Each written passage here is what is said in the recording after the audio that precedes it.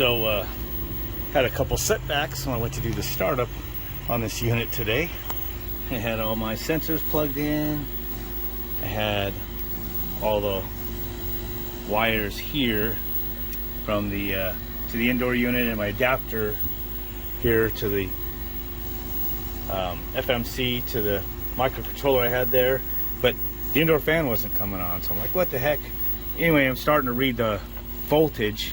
I noticed there was like no signal count on this thing at all. I'm like, no, nothing. So I made one little mistake. The 10-volt control voltage for the fan motor, it didn't come from the FMC motor, it came from this motor.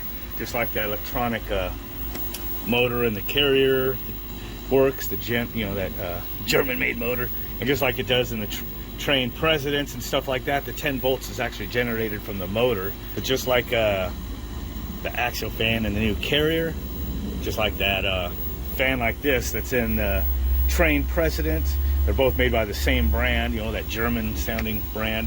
The 10 volts is actually made inside the motor. Got high voltage going to the motor, and then the 10 volts control voltage comes from that.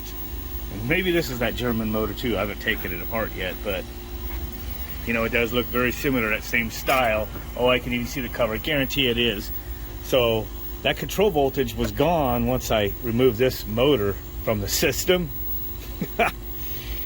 Anyway, as I'm messing around, then I had a little spark once I saw in here. I'm like, what? Nothing touched. And then I saw that this wire popped off, so I soldered it back on. And I was just setting this down in here. Well, I let it flip over like this. Pow! Pops again. What the hell? See, it's charred right there. Anyway, the high voltage that goes to the mini split, though the 10 volt, or actually 15 volt, the ground and hot that comes from that motor controller out to here to ground, there was like 120 volts DC. So I didn't check that before, but I did put optical isolators on my controller here before, just to keep the two systems separate. Like in my liquid crystal display, my microprocessor did power up from the mini, but then the interface to the FMC board was all through optical isolators. So anyway, this touched and popped. So the second time it did it, pop, it actually popped something in the indoor unit. So just the only thing I was going to probably have to do was to find a 10 volt power supply to plug in to power the VRP controller section and power up my circuitry I had for the on the optical isolators. Then this thing touched and went pow. Now I got square one back on the indoor equipment. That sucks. Now I had all this tied together and working inside. The only difference was this VRP section was still on top, and I had it plugged in. Everything was tied together except for the feedback signal I unplugged. So the 10 volts from this motor was actually feeding the control and the optical isolators and everything to generate the TAC voltage. Shit. So you live and you learn. So it sucks when you thought you had all that done and then you almost got to start back from square one. So now I got to go. Luckily I do have more of those high walls. I'm gonna have to pull the controller out of another one of those. For all I know, that 15 volts is powered from its motor and not the controller, so I might have popped the motor in there. So one way or another, I'm gonna have to switch some parts in there just to start over, and then I'm gonna have to be really careful out here. So this explains why earlier I was touching on something and I got shocked. Well, it's because the potential coming back from that indoor mini from the motor is hot to ground. Gotta make sure I don't touch none of that. Okay, I just got done changing the motor in that thing. Took this one out. So the voltages you read on here, it's got the DC 280 volts. That DC 15 volts doesn't come from the control board, it comes from the motor. I wanted to put a little fuse on there this time, but oh well.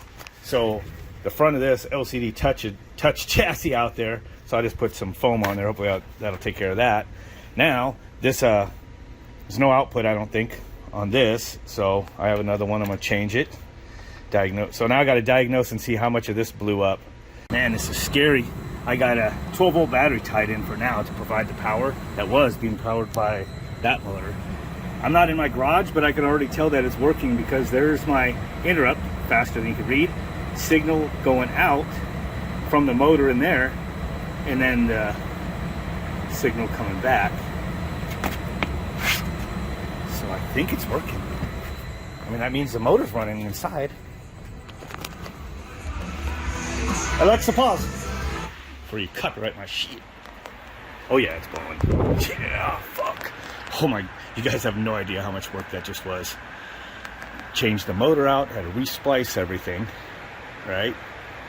Oops, it's stuck on there. Just had to diagnose my electronics. The IC chip was bad. The voltage regulator was bad. That steps down to 5 volts. So now, hopefully all my coil sensors are in the right place, and it will start running cool. And then another day, well, there goes the compressor starting up. Earlier it was starting, and this line was like freezing coming back. It's crazy. So actually you can feel it running.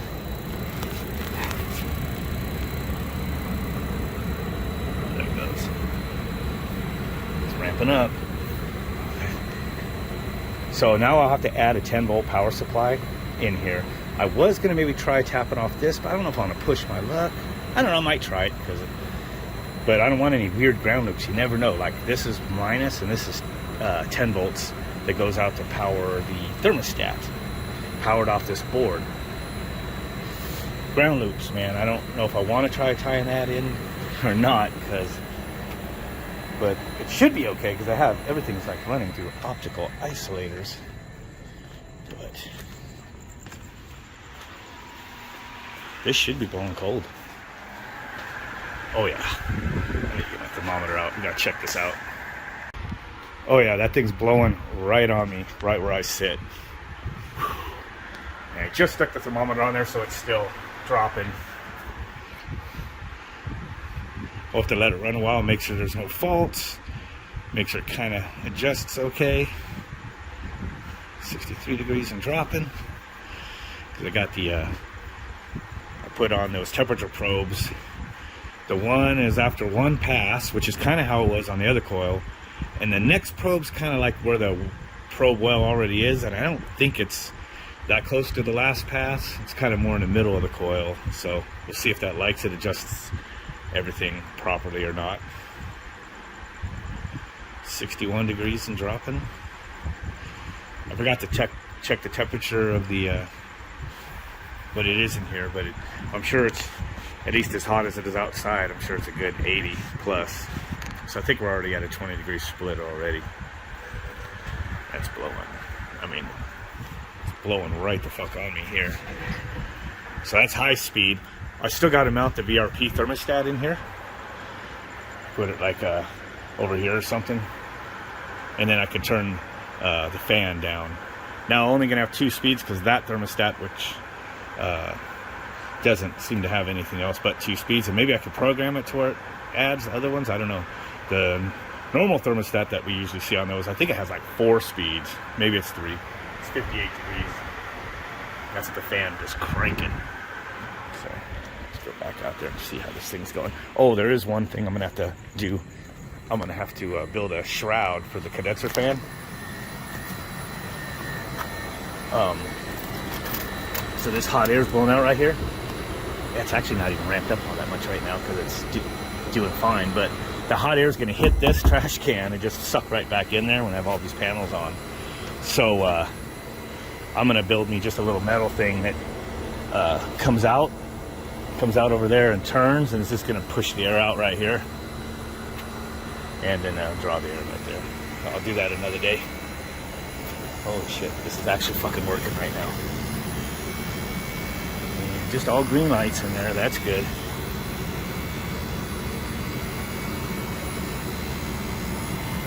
See it's giving full fan speed.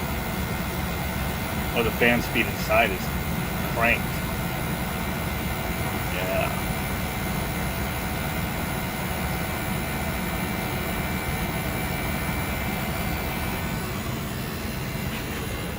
should be able to change the fan to low. Take a little lag, and then you should see the speed drop from the signal there. There she goes. Usually goes in some steps there. There she goes. So if I see this here, then that means the fan literally is changing speed in there. Because this is a tachometer signal off of the fan in there, and this is the tach signal I'm feeding this thing. And I have a couple thresholds programmed in there, so once it exceeded a certain amount, it would go up. And you know what? I never had it seen it go higher than whatever it was. Probably seen it. There it goes. Now it's starting to drop. So it actually ran that speed all the way up for some reason today. I've never seen it do that before, so that's cool. Because usually my full switch has always been higher than that. When it meets a certain threshold, I just programmed it just to do this one output. And that was the fastest I ever usually seen that fan spinning there. So, anyways, drop down. Probably stabilize here in a second.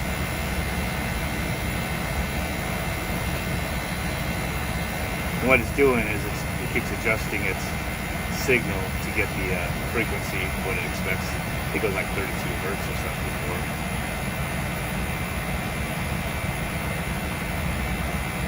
So it's making smaller changes now. Hopefully it's about there.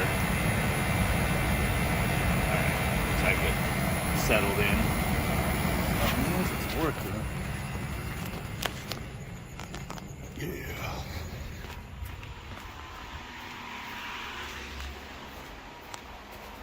Yeah, so it's still blowing pretty good. It's just not blasting. 48 degrees. That might be about where I put it when I'm out here, just to keep that unit keep that unit throttle down out there. Man, that's nice and cold. 48 degrees right here. It's working.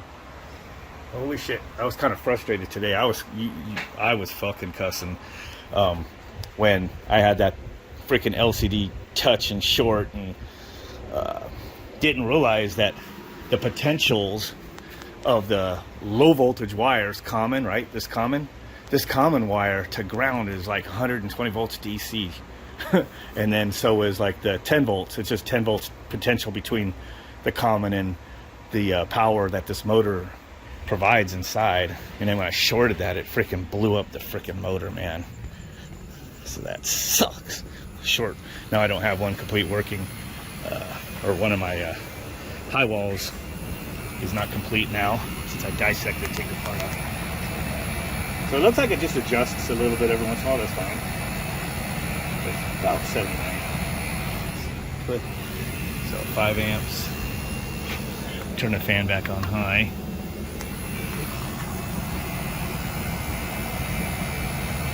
You see that I added some foam around all the connectors on this damn thing. I need to make a little mount for it in there. The other thing I have to do is I got to run some communication cable through this unit, take this bracket off, and make myself a new connector. So I'll have to like see how this is. Looks like they're in order. 1, 2, 3, 4. So I'm gonna make another one of these connectors. You know, just like I've been making all these little harness adapters. Not that one. Oh, it's plugged in there. There should be another one though. Speeding up again. It's not going balls out for demand anyway, but that's the max that output is because I programmed it that way. So no matter what the signal is, changes to that fan motor side ain't gonna go any faster. That's okay as long as it's happy and doesn't trip because the fan speed, you know, didn't speed up anymore. At least it doesn't think it did, but this sucker's freaking blasting. I know you can hear that in the mics. 55 degree air. So 54.8. So it's probably speed adjusting a little bit now that the fan went up. Man, yeah. It's fucking badass. Bad fucking ass. I could actually close the garage door and start cooling down this space right here. Hell yeah. And if I just get myself just a little bit larger inverter than this one over here, the system still will run off grid, off of batteries. So I think I'm going to do is I think I'm going to bite the bullet at some point and buy one of those combination solar charge controllers that have the built-in inverter, you know, like a 2,000 watt one, maybe a 3,000 watt one, and then get some more solar panels to put on my patio, and take that one battery pack and change it from a 300 volt down to a 48 volt setup. Because and then those charge controllers, you know, pretty popular for like 48 volt battery pack, and go that route for something that works when the power goes out. And I got that UPS over there. I haven't thought, actually I didn't even think of trying it. I have the outlet over there. Shit, I should try that UPS that's back in there to the step up transformer to 240, and then try to power this thing off of it. That's supposed to be like 2,200 watts, and I freaking, it's probably not good for it, but I ran a skill saw on that damn thing. So I know that UPS is like way more power than that one over there. But that one's stepping up from 120 volts DC battery pack, not a 12 volt, you know, which is a lot of current on your 12 volt side. So it seems to be balanced out about 54 degrees. Pretty good. Yep, so it's like 80 to 81 return. So this thing's definitely cooling well. That's sit there for a second while I put the cover on. 57 degrees, 58 coming out. That's with the fan blowing balls out. And when I put it on slow earlier, it dropped down to like 48. Yeah. Right here where I work, that'd be nice. Just got home from the store. Still running. Don't think I see any fault codes flashing. Hasty's yelling at me she wants her food.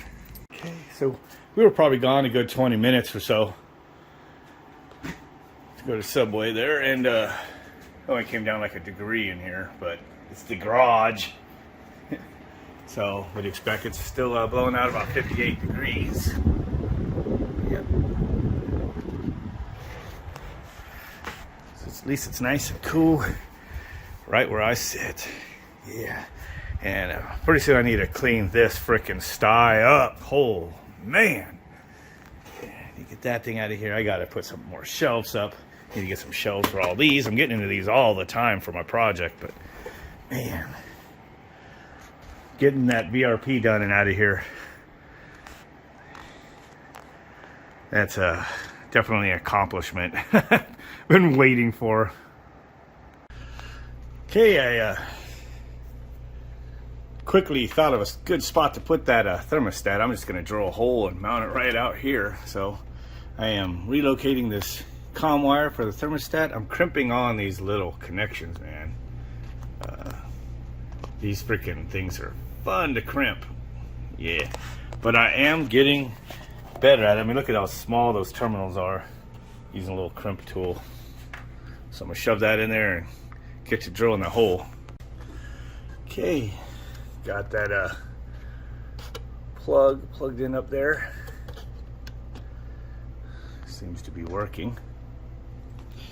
Let's put this cover back on.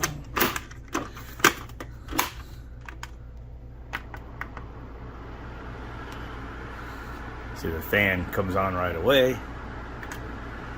Fan low. This one doesn't say smart up there like the other one, but the other one's broken. So this is not, but this thermostat does work on here. It is an option. It has some, I think it has some other plugs so it could be connected to some sort of a energy management system of some sorts for hotels. So I'll give that a few minutes, make sure it kicks on. But yeah, other than doing some stuff on the outside to finish it up, I think I'm pretty much done on the inside unit. Man, yeah, it's kind of cool. Okay, it's the next day. I am installing a transformer right here to step down from the 230 volts in through a voltage regulator. I have a diode going into it, so it's DC, and then it's gonna gotta drop it down to 10 volts. So I noticed that these things that I bought, they come like maxed out 17 volts. We don't want to stick that into my power supply, so you gotta adjust these. Got this fine-tuned pot right there. There we go. Drop down about 10 volts. That should be good. All right. I just need to hook this up into here now. Okay, so I need to put a couple little these terminal ends. I mean, these terminals are small at this level. To go inside these little deals there. See if I can set this up here. Maybe. So what I like to do is I get these slid in to where it stops right at that little locking thing, and then you're looking down in there. So you gotta shove the wire in. So what I'd like to do is squeeze just halfway between clicks, and it rounds out that opening. I probably should have used smaller wire.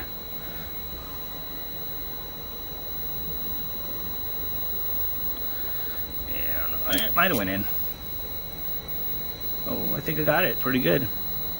There we go. It took like a minute to get this camera to focus. Need to replace this thing so I get paid down, but did a pretty good job. Oh, and it went out of focus again. And that's it. That's 10 volts power piggybacking in on between the FMC and the my little controller over here that I made.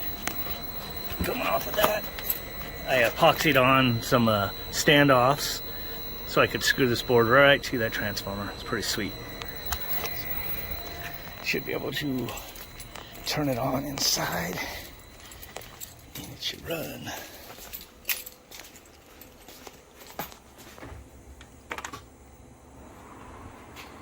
So, turn this thing on. I should be able to go back out there and read my LCD screen. I don't have to leave that screen on, but it's already happy. See, that fan would not be going on right now if it didn't see that the motor was running inside, and it is. Plus, we can get ready to start speeding up. Should be able to put this cover on. I took this connector for the thermostat and bent it back in there, and I made a one of those. See those 4 screw terminals right there? That camera's doing its thing again. Those are the same thing as the socket next to it for this, so there was actually a spot on there to land wires right to the circuit board without using this. So, should be firing up.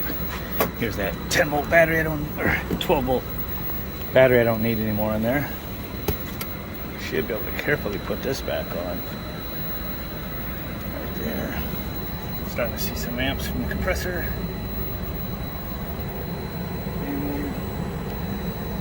It's not ramped up all the way yet. It's starting to give it a little more command. There it goes. The signal's going up. Cool. Okay. The panel's in place.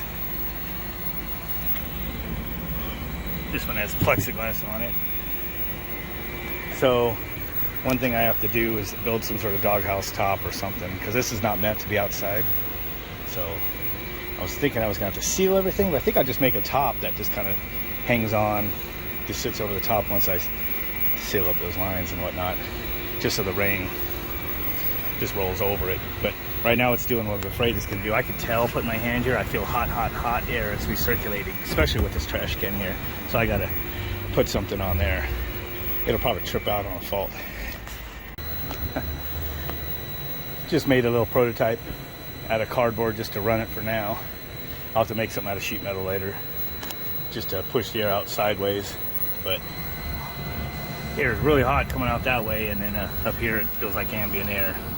If you don't put this piece on there, it just sucks it right back in. I thought of switching the fan blade around and reversing the rotation of the motor to pull into the coil and push out the top.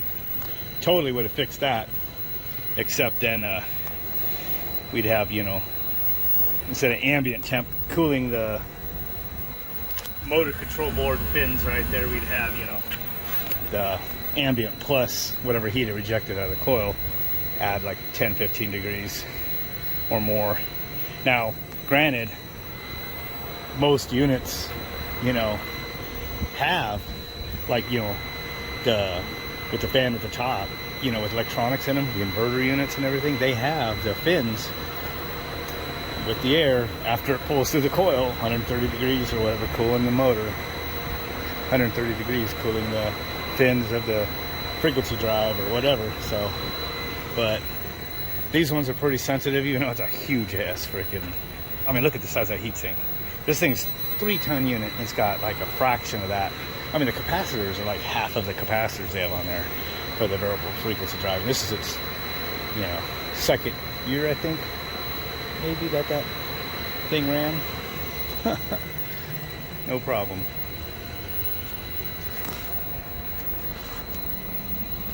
Still need to get some Armaflex to finish this up. Just gonna seal that up, some foam or something. Like I said, make the doghouse or whatever I need to make.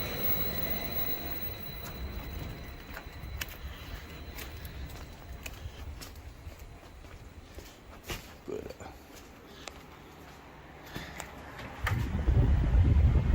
54 degrees, 89 degree space. I'd say it's working. All that counts is I sit right here in this chair. Oh yeah.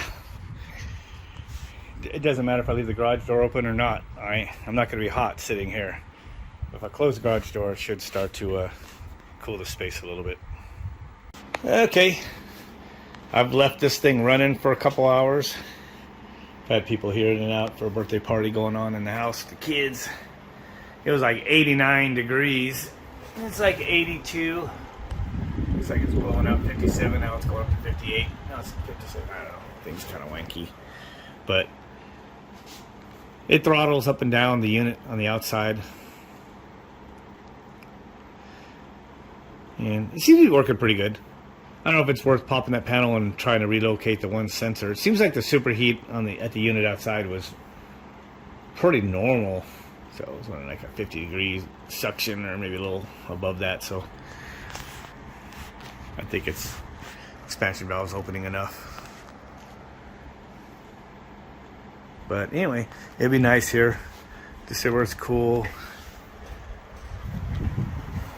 This controller, I already showed you guys, but it's like I routed it really nice through there. The little Molex plug. This controller isn't even plugged in at all. I can turn the fan down. There it goes, it's slowing down. Now, when I hit this, that's the VRP FMC board over there taking that and changing its output, which being converted with my microprocessor to command this fan. This fan's tax signal going back to my microprocessor being reinterpreted and spitting out the frequency the VRP expects, and it seems pretty accurate. So now this fan's like at, you know, half speed. That's why the temperature is going to start tanking. 55, it'll go all the way to the 40s probably until the VRP probably starts backing off a little. It's 53. Yeah, it's getting cool. So, but keep the fan back up.